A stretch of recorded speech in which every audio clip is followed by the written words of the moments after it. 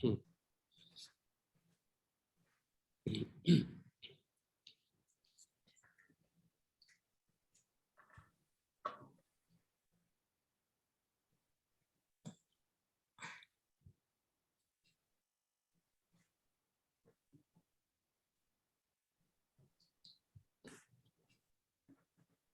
Yeah, please. Who is the first speaker? Doctor? Yeah.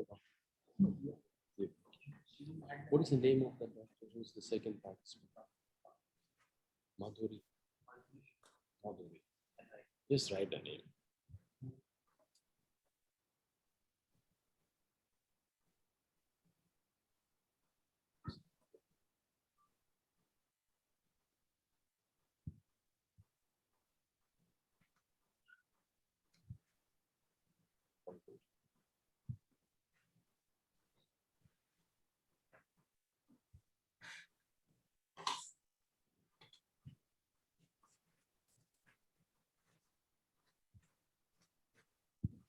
So shall we start?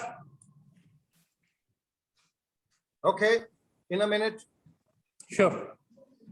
Dr. Khanna. Professor Kennedy or Dr.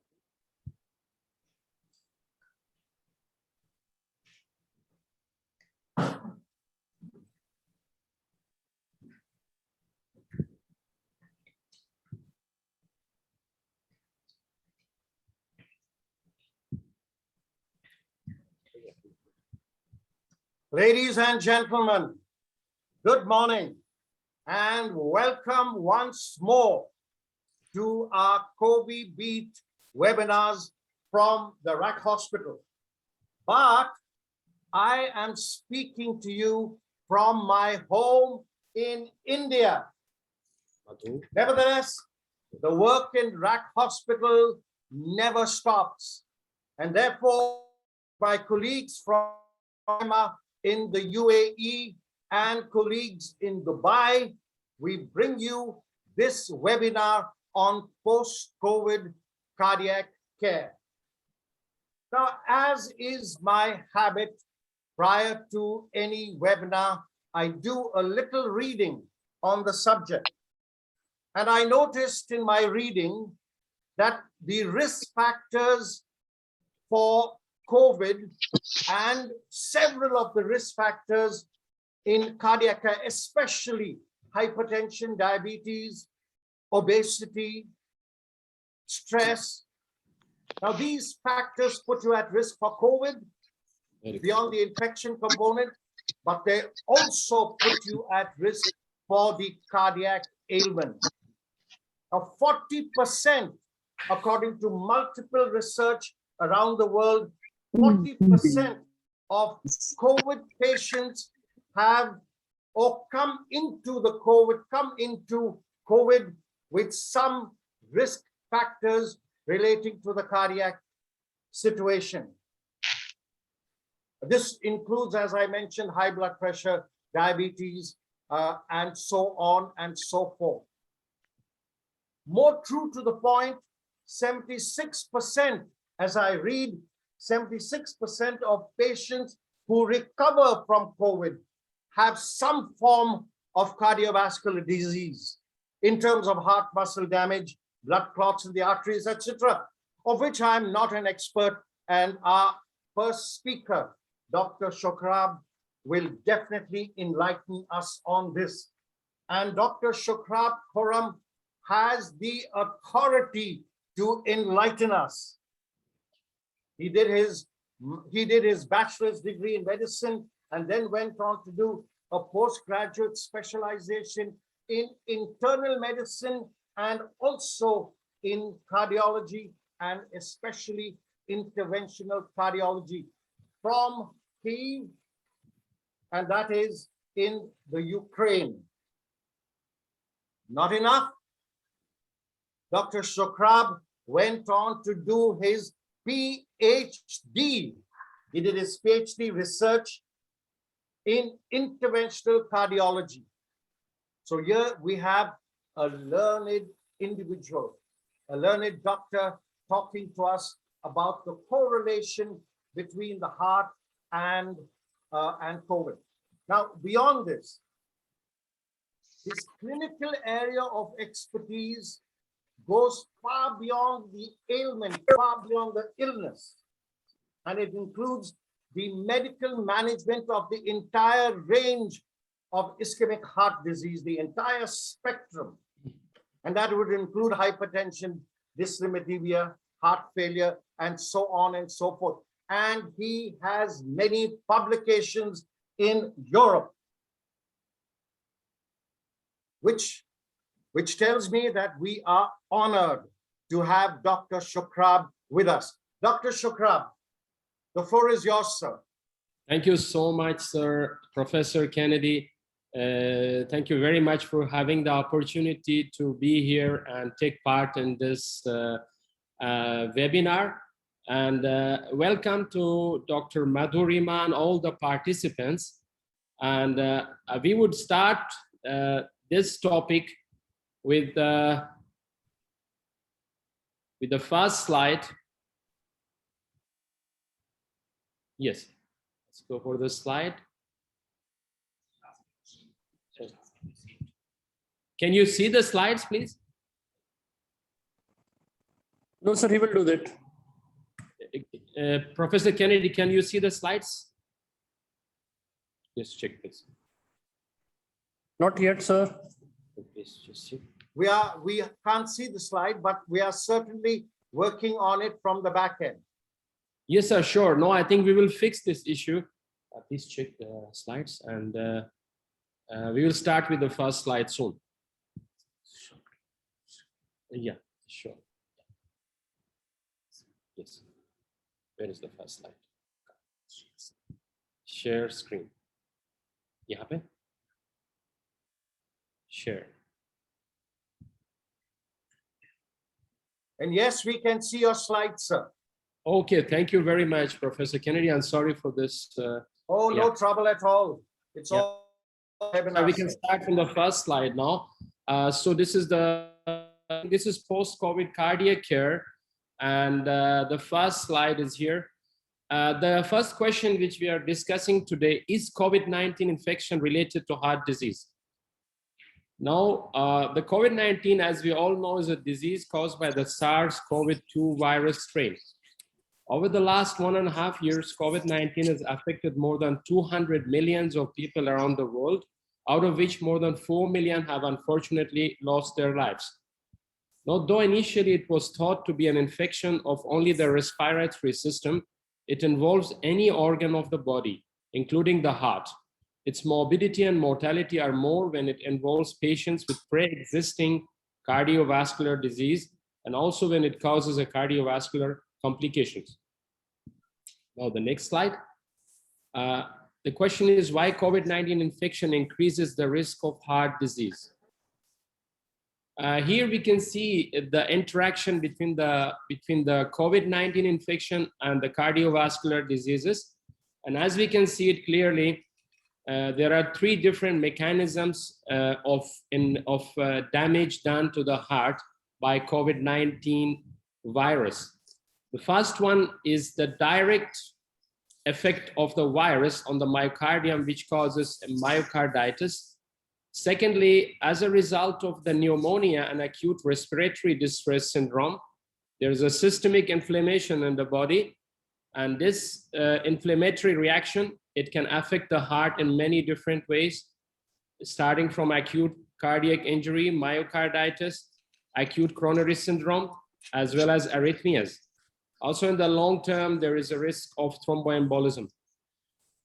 Now, the third mechanism is also the potential COVID-19 drugs, which we use to treat this disease, is also pro-arrhythmic, and they can cause different sort of arrhythmias. From the other side, there is the other interaction from the cardiovascular diseases. The underlying comorbidities like hypertension, coronary heart disease, diabetes, they can increase the severity of COVID-19 infection, as well as the drugs used to treat these conditions also can have side effects, increasing the severity of the disease. Next slide. Now, the cardiac manifestations and predictors of adverse outcome in patients with COVID-19 infection. As we can see from this slide, if the patients have cardiovascular comorbidities, as was said by Professor Kennedy today in the morning, like hypertension, diabetes, coronary heart disease, heart failure, and as we know, most of the patients, these patients, when they have COVID-19 infection, they are very prone to having very severe cardiac complications.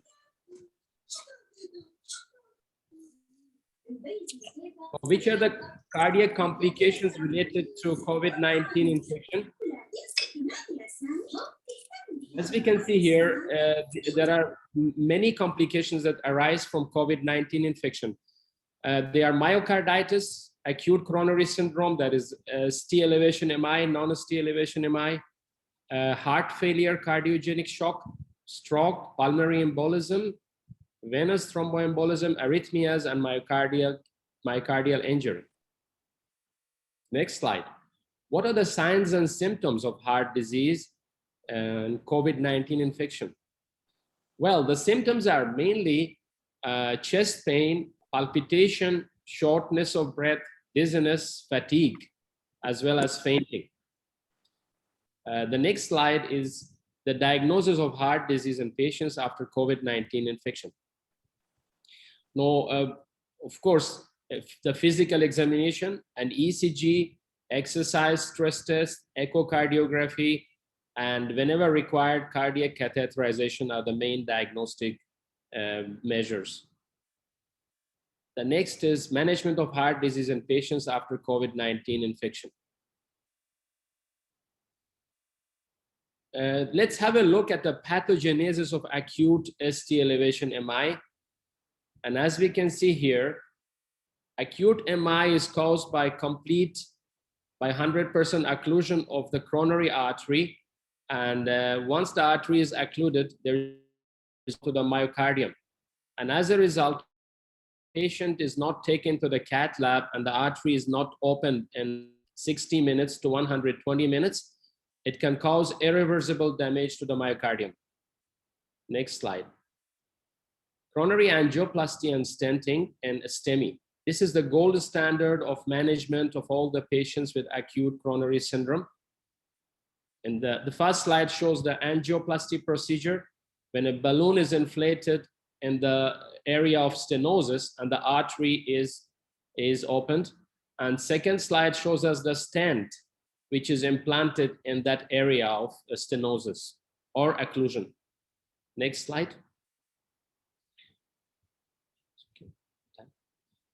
Here is the algorithm, the latest guidelines for management of acute STEMI after COVID-19 infection. Now, to make it clear, the most important factor in the treatment of STEMI is the time factor. Now, the golden standard, according to the guideline, is less than 60 minutes from door to balloon. Now, there are two situations here. One is the patient is transported directly to the PCI capable center, primary PCI capable center. In that case, the ideal time is less than 60 minutes for primary PCI to be done. But sometimes the patients are transported to non-primary PCI capable center. In that case, the patient, if he can be transferred immediately to a PCI center within less than 120 minutes, that's fine.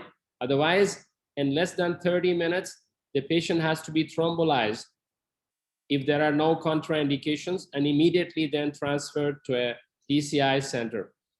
If the thrombolysis is successful, then the patient can go for angiography in 3 to 24 hours. Of course, if there are no symptoms and no ECG changes. But if the thrombolysis is unsuccessful, and that means there are chest pain and there are ECG changes, the patient has to go for immediate rescue PCI. Next slide. No, let's go to the cardiac cath lab and see how this is done. Now, this is one of my patients who came to emergency room on 29th of October, 2019. Sorry, let me go back. Sorry for that. And here is his angiography. As we can see, he came with STEMI inferior wall, and the angiography shows clearly 100% occlusion of the right coronary artery in the mid segment. Next slide. Now here, we immediately went for primary angioplasty. As we can see, a guide wire has been crossed through the lesion in the right coronary artery, and it has to the end of the artery. Now a balloon is being inflated at the site of occlusion. Next slide. Now after the artery has been partially opened, a stent has been placed at the site of the lesion. We can see the black dots, the proximal and the distal end of the stent. And this stent will be inflated and with the balloon, and the stent will be implanted at this site.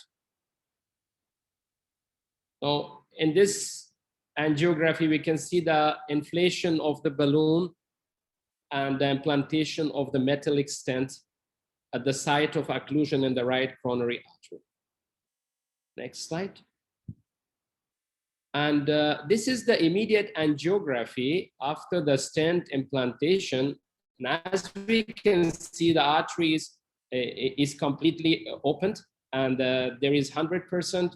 The blood flow is restored completely to the myocardium, and it's TIMI-3 flow, and there is no residual stenosis. Next slide. We go to the risk factors of cardiovascular disease. Now, these are clearly the risk factors which are most dangerous for the cardiovascular disease: the smoking, the high blood pressure, obesity, high cholesterol, and high sugar. The next are the risk factors which are lifestyle cardiovascular disease. First of all, it's the inactive lifestyle, the junk food, the high stress level, and the aggressive lifestyle. How can we modify these risk factors, and how can we manage them? Well, for the high blood pressure, high cholesterol, and diabetes, we should work out with our doctor to get on a treatment plan to manage all these conditions. And it's not always only medical management. It's a lot to do with lifestyle modification as well. Now, tobacco use, if you don't smoke, don't start. If you do smoke, get help to quit. Unhealthy diet, you have to start eat a healthy diet, low in sodium and trans fats, and high in fresh fruits and vegetables. The physical inactivity, the only treatment is to start a regular exercise, at least 2.5 hours per week. And obesity, you have to work out to maintain a healthy weight. Next slide. The prevention of heart disease, we have a very simple measures, the life simple 7 measures to prevent heart disease. First of all, you have to eat a healthy diet. Secondly, maintain ideal body weight. Do a regular exercise. Don't smoke. Maintain a normal blood pressure. Control your blood sugar and blood cholesterol. Next slide. The takeaway home message. First of all, the COVID-19 infection, apart from the respiratory system, also affects other organs and systems of the body, including the cardiovascular. The patient should pay attention to symptoms such as fatigue, chest pain, shortness of breath, palpitation. Following recovery from COVID-19 infection, evaluation, follow-up, and management of these cardiovascular conditions, which may be sometimes in subclinical form, is essential.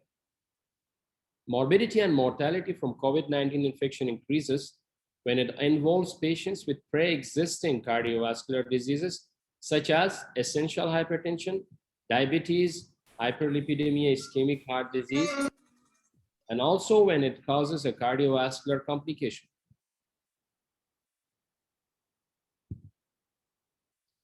Cardiac complications of COVID-19 infection include myocardial infarction, heart failure, myocarditis, cardiomyopathy, arrhythmia, thromboembolism. As of today, vaccination remains the most effective tool in the prevention of COVID-19 infection and in reducing its clinical manifestations and complications. 45 minutes daily exercise, a balanced diet, and a positive mindset is necessary to keep the heart healthy. Also, a low carb, low calorie, unprocessed heart healthy food, rich in proteins, fibers, and vitamins is also essential for a healthy heart. Thank you. And I'm ready for any questions regarding this topic. Can we? Thank you, Dr. Sokrab. Thank you. Thank you so much. It was fascinating. It was fascinating to Thank you, see sir. the 100% occluded artery of the patient that you showed us. And it was a joy to see the complete reversal of that situation. I have to congratulate you on that single slide. I have to. That was fascinating for us. But I am sure that you have several hundred of such successes.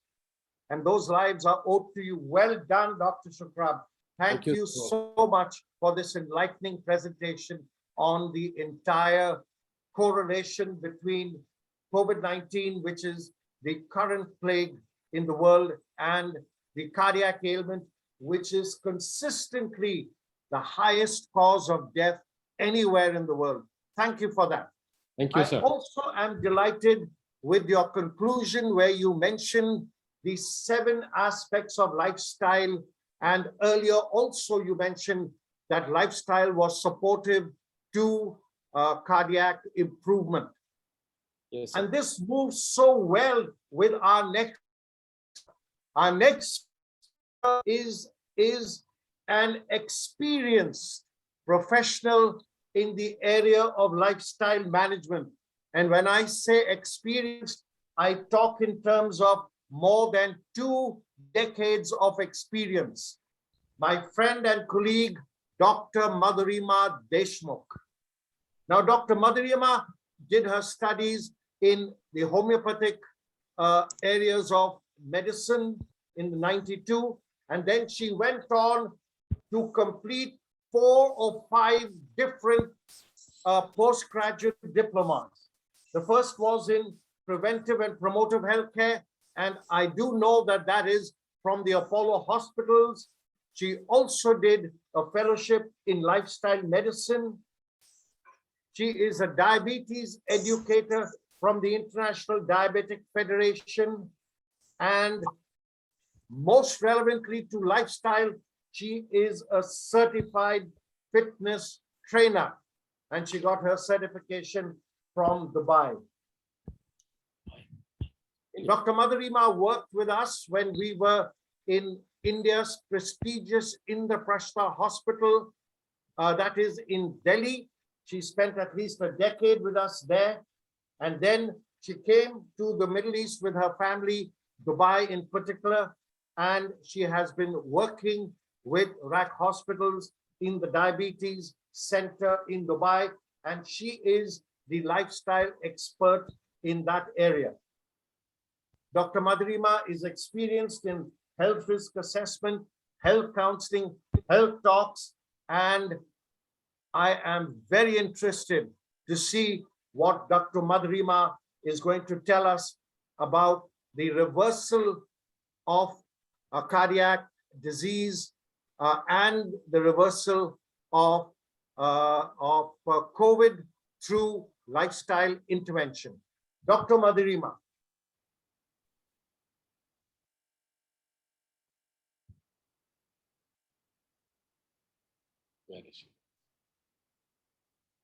You have to unmute, Dr. Madhurima. Yeah, okay. Okay. Okay. Good morning, everybody. And thank you so much, Professor, for your kind words and inviting me over to present this session. Thank you, Dr. Sokrab, for such an informative session too. Today, I will be talking about lifestyle management in cardiac care. So I will just share my screen over here now.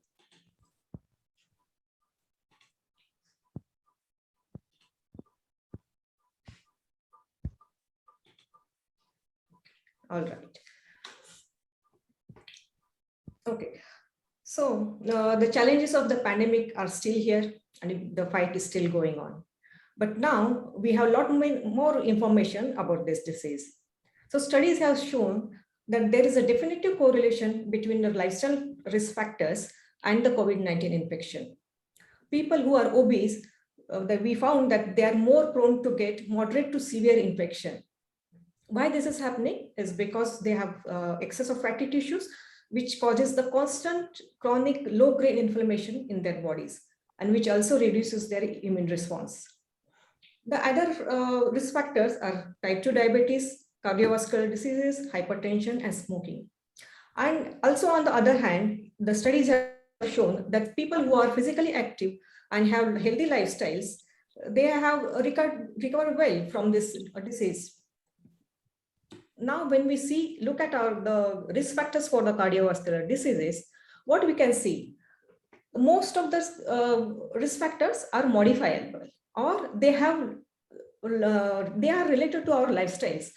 High cholesterol, hypertension, diabetes, overweight, smoking, alcohol, unhealthy diet, physical inactivity, stress, this all can be modified. This is in our hands to do something about it. And there are few non-modifiable like age, gender, family history, race. But even in this, if we take age as a factor, what we are seeing nowadays. Nowadays, we are aging faster and faster. By date of birth, we may be in our 40s, but our bodies are already reached into 50s because of our faulty habits. So this factor is also in our hand. We can do something to reverse this physiological aging, and at least we can come back to our old age. Okay. All right. Yeah. Like I was saying, a healthy lifestyle can prevent or lower the risk of heart diseases. It will also help in recovery, and also it will prevent the future cardiac events post your recovery. So what should be our strategy? If you are obese, you should be reducing your weight. Even reducing by 7 to 10% will be helpful. Then control your blood pressures, cholesterol, and sugar levels. Now, how we are going to achieve these goals? We have these 5 means. One is balanced diet, physical activity, managing your stress, have enough sleep, and avoid dependencies on smoking and alcohol. So when we talk about balanced diet, it is nothing but eating right kind of food in right quantities at right time.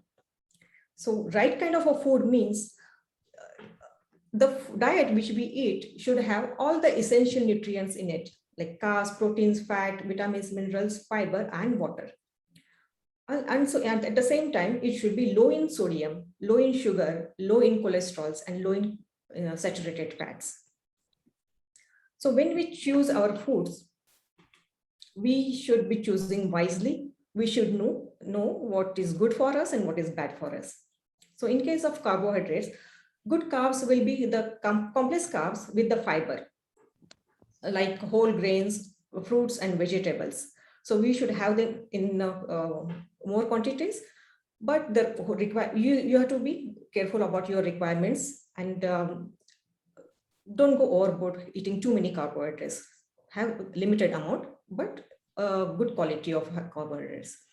Bad ones are just you have to sugary things, your bakery products, and those who are having artificial sweeteners, those things we have to avoid. In case of proteins, we should go mainly for plant-based proteins like legume, pulses, beans, lean meats, chicken, fish in a smaller quantity. Pay attention to your protein requirements. On an average, at least have 1 gram of protein per kg of body weight. Bad proteins will be the processed animal foods. They are high in sodium, high in cholesterol, so we have to avoid them. And also, if the good chicken, if you take it and we deep fried it, it will become a bad protein. So we have to be careful about that. Fats, good fats will be the fats which have monounsaturated fatty acids and omega-3 fatty acids in them. Those will be olive oil, peanut oil, sesame oil. But still limit this amount of these oils and have your fats in a natural form. That is, eat your nuts like walnut, almond, avocados. These are the very good sources of fats. Bad fats, totally avoid trans fats and hydrogenated fats like margarine and etc. Trans fats are the one, when we heat oil repeatedly, they are formed. Deep frying will give the trans fats. They erode the inner lining of our arteries. So we have to be careful and we have to totally avoid those. Lastly, vitamin, minerals and antioxidants. They are very much essential for our body. They requirement is very small, but they are protective and they are good for our immunity and all the cellular functions. Rich sources are fruits, vegetables, and nuts. So in a day, at least have 2 servings of cooked vegetables, 2 servings of salads, and 2 servings of fruit with some nuts. This will is necessary. In case of minerals, you have to give special attention to sodium. Have your table salt just less than 1 teaspoon per day. So this is some of the list of the healthy foods like banana, beetroot, pomegranate, avocados. These all fruits we can foods and condiments we can say superfoods because they lower blood pressure, they lower your bad cholesterol, they're good for your high good cholesterol. They strengthen your arteries and they are natural blood thinners too, some of them. But one warning over here is they are good, so don't go overboard and start eating only one kind of a thing over and over again. Because we have seen this kind of behavior at the start of the pandemic. Just having too many ginger, garlic, and all the other herbs. And that is causing another problem. So remember, they are superfoods, but they are not miracle foods. Of course, they are needed, but in proposed quantities, and you can have them in your day-to-day life and in a proportionate amounts. So go for rainbow diets. Okay. Yeah. So next main factor is your exercises. Doing only 30 minutes of exercises per day has tremendous positive effect on our heart and overall health. So it will improve our blood pressure, blood circulation, more oxygenated blood, weight management, increase of good cholesterol, strong heart muscles, strong arteries. They also release endorphins. So endorphins are the happy hormones. So they will help us to manage our stress. Or they can call as natural antidepressants. So many good effects of exercises. So now we have seen a balanced diet. Similarly, we have to do a balanced exercises too. That means we should include our stamina, strength, and flexibility. Stamina exercise is for your heart and lungs, like walking, cycling, swimming, etc. Strength is for muscles, that is push-ups, sit-ups, squats, and weight training. Flexibility is for our joints and ligaments. So stamina, at least 5 to 6 days in a week, strength 2 to 3 days, and flexibility every day. This is must. So I would like to talk more about these flexibility exercises. These are for your joints. You can just start from your neck to toe. Take one joint and mobilize it to its full range. Why? Because this will help in the circulation of the blood too. These days, we tend to sit for a long time. In office, even in our homes, we are sitting hours and hours together. So this is causing the stagnation of blood and there is a risk of forming blood clots. Our calf muscles, they are important muscles. Actually, they are called as our calf muscles are a second heart because what calf muscle does is pumps the blood, the venous blood from your legs towards the heart. It's a very, very important function. So if they are weak, the blood starts to remain in your feet. So we have to take care of our second heart too with this. And they're very easy. While we are sitting at our desk, even while we are watching TV, we can easily do these exercises every day, and this has to be done every day. Okay, so now let's just talk some about if a person has recently recovered from any cardiac event or from the COVID-19 infection. So he will be feeling too much of a weakness and tiredness. So in that case, he should start exercising, but he should not overexert himself. For initial maybe 2 to 3 months, depending on his condition. At the same time, he should not be sitting quietly or sedentary. Start with at least 5 to 10 minutes of normal walk inside your home itself, 2 to 3 times in a day. Even that will help. Do more seated exercises like we see seen in the last slide. Doing deep breathing, that is very, very good for your lungs and oxygen saturations. Then gradually increase your intensity and frequency of the exercises. Also, in this initial period, pay attention to some of the warning symptoms, like maybe dizziness, palpitations, fever, chest pain. If you experience any of these, please take medical advice immediately. Okay. Now, quit smoking. Okay, why? Because a cigarette is all these things. Just to name a few, it's a toilet cleaner, it's an insecticide, barbecue lighter, candle wax, batteries, poison, sewer gas. So I should not, I think these are the enough reason to not to smoke. Okay, some people say shisha is good. It is less dangerous than a cigarette, but that is not a case. It is more dangerous than the cigarette. So don't smoke too. Avoid or limit alcohol. Manage your stress. Yes, nowadays, most of us are having some kind of other stress. So be aware of this, accept this reality, and then make some positive changes. Coping techniques like mindfulness, but remember, your thoughts are not facts. They are just perception of the facts. So reframe your negative thoughts to positive ones.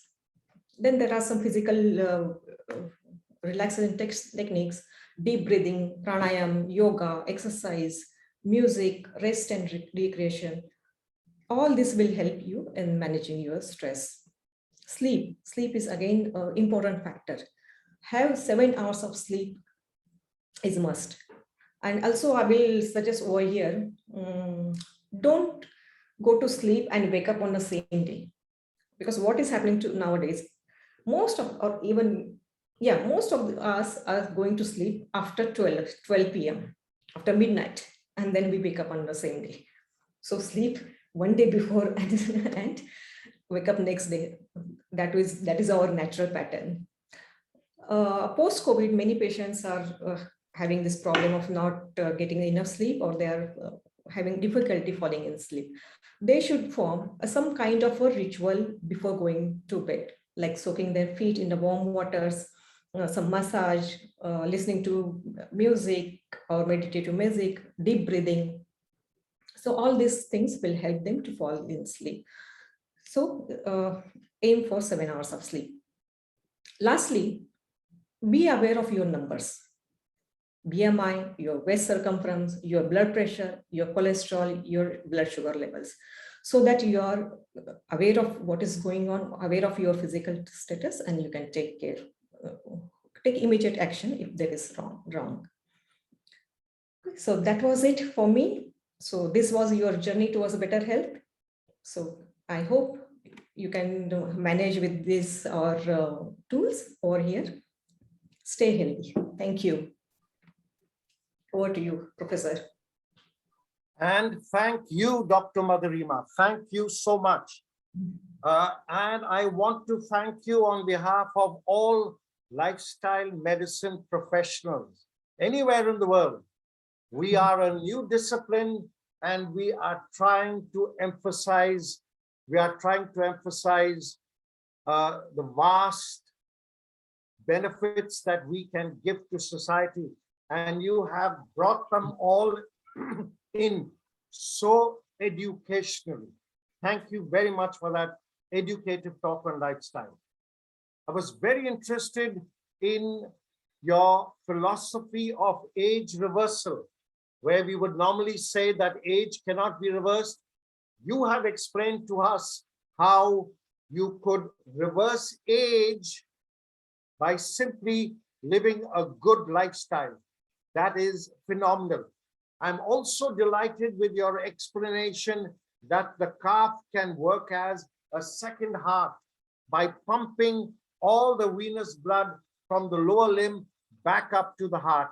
Thank you so much for that enlightening information. And now, ladies and gentlemen, we have the person behind this program, and that is Dr. Wilku. He puts in a lot of effort to bring this program out every 2 weeks, and then he simply asks a few questions at the end, which he takes from all our listeners. And I might tell you that as of last reckoning, we've had listeners from across the globe, across 17 odd countries. And RAC Hospital is grateful for this audience. Dr. Wilku, questions from the audience for Dr. Shukrab and Dr. Madhurima. Thank you, sir. Thank you so much, Professor Kennedy. First of all, thank you, Dr. Shukrab, for a wonderful presentation, putting all the points of cardiac care and its ailment in a systematic way, as well as Dr. Madhurima. Thank you so much putting forward the lifestyle management aspect of any chronic disease, especially when we are talking about the cardiac care. Yes, Professor, we have received many questions in the mail also. Today we have received that repeated questions. I will take it forward with your permission. First question is being asked by Sahej. He's saying, my aunt has diabetes and blood pressure. She is on glucophage and amlodipine. She feels palpitation and frequently giddiness after she suffered from COVID. Is it related to heart disease? Dr. Shukrab, I think this will be the best person. You will be the best person to answer this. Thank you very much. Yeah, Dr. Wilku, it's a good question. And I think very frequently we can see patients with a heart disease after the COVID infection, their manifestations become more severe or new symptoms appear. So actually these patients, the best way is for them to undergo all the investigations required just to find out if there are new findings after the COVID infection, if there are new structural heart disease, or is there ischemic heart disease, which was not there before. For example, by doing simple tests as ECG and treadmill test. And if required, we can even do the angiography to find out and treat the ischemic heart disease. And many of them also have arrhythmias. In that case, we can also do, a Holter monitor to find out if there are any kind of arrhythmias which appeared recently after the COVID infection or became more severe, and we can treat them in that way. Yeah, thank you, Dr. Shukrab. Second question is being asked from Mr. Bharat. He is asking, I have a stressful work. Yeah, Can stress cause or aggravate heart problems? How to manage this? Dr. Madhurima, this will be your portfolio to answer this. Yes. Yes, thank you for this question. And yes, stressful work, and if you are not able to cope up with your stress, you are not having any coping mechanism, then it may lead and aggravate the cardiac problem. That has been established. So keep that in mind. But something can be done about it. So you start doing your stress management techniques like I spoke. So whatever is suiting you, you must do that. So first of all, understand your stress. What is that it is causing? What you can do about it? And some of the things are just not in your hands. So you have to accept that also. And then rest of the things. Start with your physical exercises first, meditation, yoga, and other things. And also, if this does not work, talk to some expert. Yeah, thank you, Dr. Madhurima. Again, this is a lifestyle related question.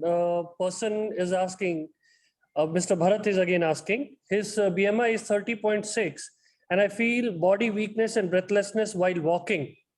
I don't have any family medical history, and am I risk to develop a heart problem? Dr. Madhurima, you will answer this first, and I will request Dr. Shukrab also to put his words, because indirectly it's getting into the medical part also. Dr. Madhurima first, you can answer it. Okay. Yes, as we have seen, obesity is a risk factors, and you are getting breathlessness and weakness. So this has to be evaluated. Is this only happening because of your weight, or there are any other problems too, like your thyroid problems or any other problem that has to be medically evaluated. So please have your checkup first, and then you can think about the management. Yeah, thank you. Dr. Shukrab, you can put your words on it. Yeah, sure. Dr. Wilco, actually, obesity, as we know, is the main cause of all other diseases in cardiology. It is the main source of diabetes, hypertension, and ischemic heart disease. So a patient with obesity should undergo all the investigations in cardiology, starting from the ECG and sometimes ending with angiography, but not always required if treadmill test is negative. But also it's a question of, or you can say of, we have to check for diabetes as well. Sometimes diabetes, and it can be the reason behind this issue. And also the lifestyle, we should also check why this is happening. So it's a complex investigation. These patients need a complete investigation, not only by a cardiologist, but also by an endocrinologist, as well as internal medicine specialist. Yeah, thank you, Dr. Shukrab. There is one more interesting question. Dr. Shukrab, it will be your portfolio to answer.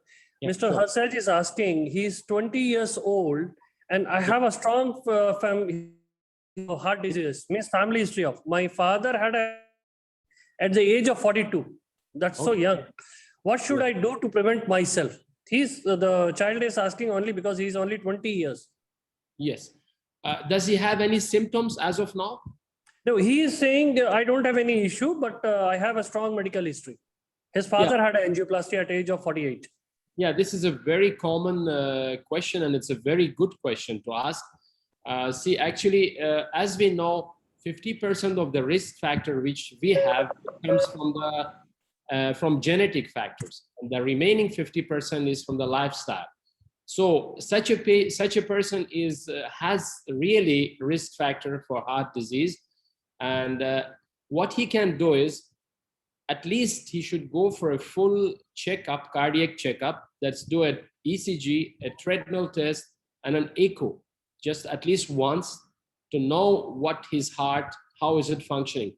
Number two, he should follow up with internal medicine, or he should just follow with the lifestyle modifications.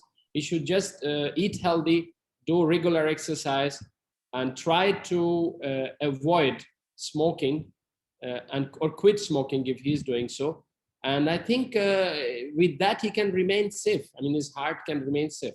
But most important thing is, at least once he should go for a checkup, because as I said, 50% of the risk to the heart disease comes from the genetic factors.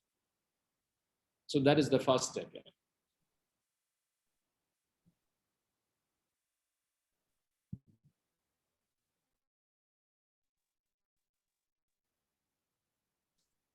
Sound. I can't hear you, Dr. Will. Yeah. Sorry. I can't hear you. Sorry. Yeah. So 80% of the non-communicable diseases are lifestyle oriented, and cardiac ailments are top 3 among them. So it's better, like a person was asking, I'm adding words to your opinion. Person should do a medical checkup at least twice or every 3rd year or 2nd year if your age is young. Exactly. Because at least you should know your benchmark, where you stand. If you have a family history, for sure. Absolutely. And then you should be monitoring it, like Dr. Shukrab, you mentioned, it should be monitored close enough. There is one interesting question, Dr. Madhurima. I think you'll be best person to answer this. Can secondhand smoking cause heart attack? Yes, secondhand smoking, that means even if you are not smoking and some your colleagues or your friends, they are smoking and you are in their vicinity for a prolonged time, you are always with them, then yes, smoking is as bad as the person who is smoking. So you may have the risk of cardiac ailment, but again, this is just not the one factor. There are other factors too. If your other lifestyle also is not good, like if your eating patterns, your weight and other things, then definitely you are at risk. Thank you, Dr. Madhurima. There are a few more questions which we received in our mail as a query. I'll be putting them together. There is one gentleman who asked, he is sharing his family history. His father had a heart surgery for 2 blockages in 2019. He recovered well, but after being COVID positive, his blood pressure started fluctuating. It's not stable. Doctor has not prescribed any medicine because it is not every time going high, but sometimes it's very high. What should we do? Dr. Shukrab, you should be. Yeah, it's a very good question, Dr. Vilku. See, there are many patients who have fluctuating blood pressure figures. These patients, see, the best way for management of these patients is to see a cardiologist. And the most important test will be an echo and also a 24-hour BP monitoring. First of all, we have to come to know whether he has really hypertension or not. Now, if you do a 24-hour or 48-hour blood pressure monitoring, we can come to this conclusion. And once if he really is hypertensive, he should be on medication.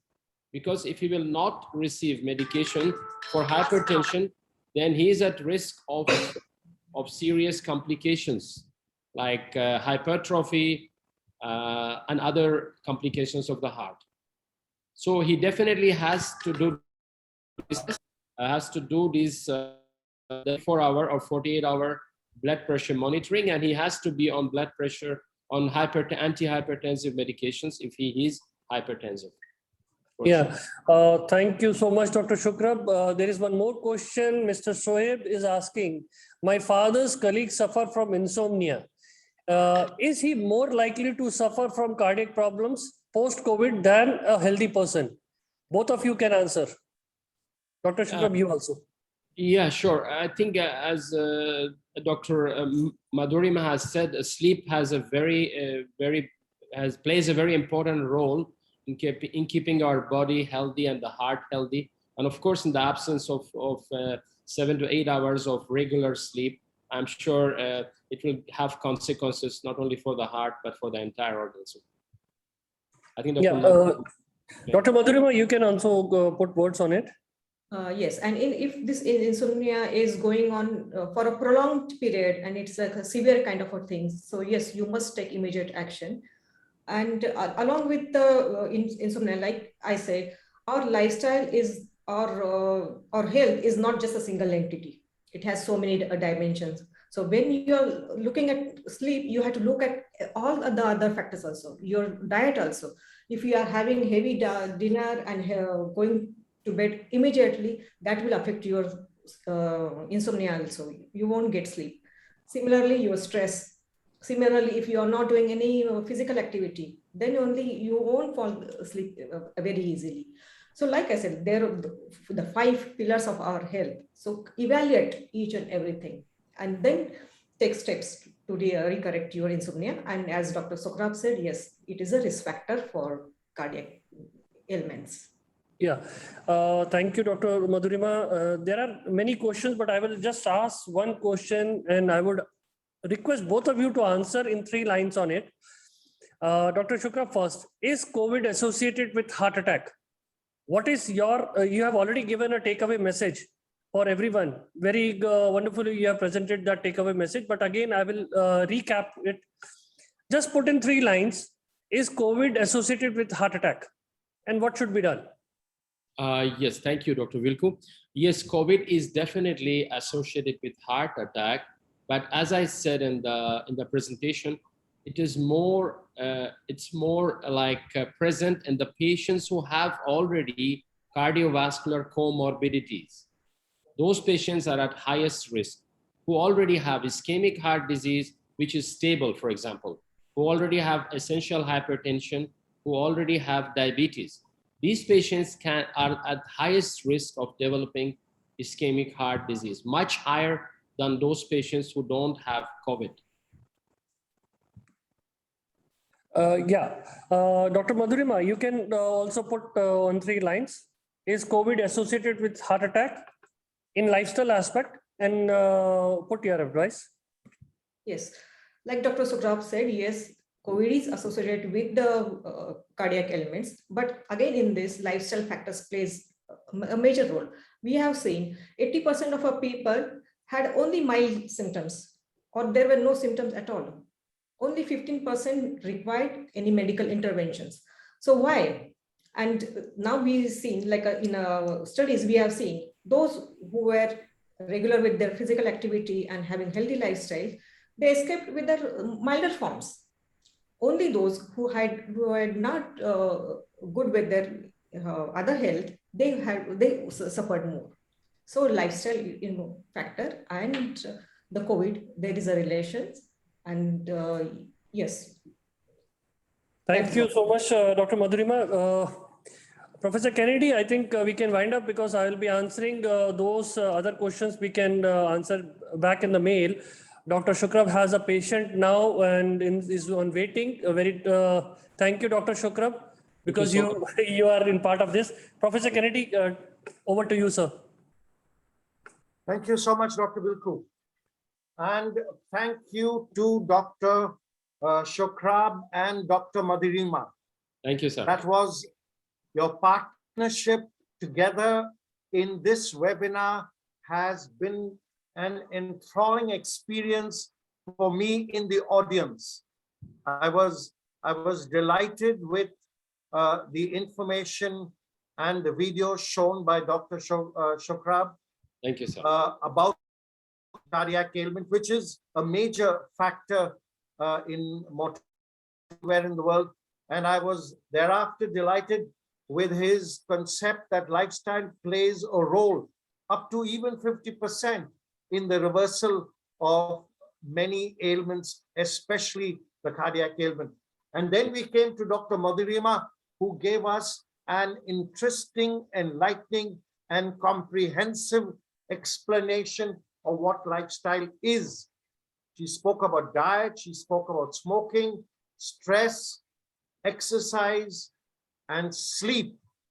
And it was truly enlightening. All of us in the audience have greatly benefited from this, and we are deeply grateful, Dr. Shukrab and Dr. Madhurima. We are deeply grateful for your time. Thank you, sir. My dear audience, we are so grateful to you.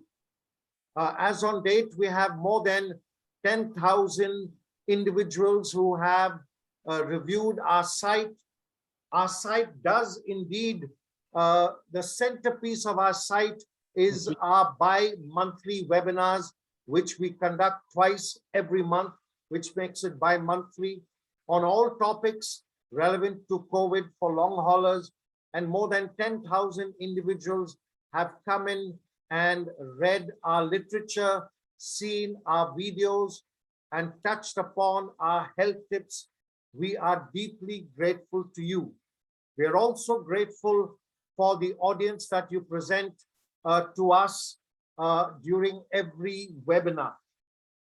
I would like to thank my colleagues in Arabian Wellness and in RAC Hospital, my IT division in particular, for supporting us in presenting these virtual webinars, managing all the technical aspects. I'm grateful to them as always. We propose to have at least about 25 to 50 webinars, and as on date, I believe we may have completed about 13 or 14 or perhaps even 15. But right now, as you can see on the screen, your upcoming COVID Beat webinar number 13, which means that we have completed 12. Webinar number 13 is the quantum effect of smoking and its management. We do know that COVID is primarily a respiratory, primarily impacts the lungs and thereafter all the different parts of the body. But we also know that one of the major factors that results in lung dysfunction is smoking. We will have an exciting panel for you on the 11th of September for our next webinar. And with that, friends, thank you so much for listening in to the RAC Hospital's COVID Beat webinars. Thank you so much and have a great day. Thank you, sir. Thank you so much.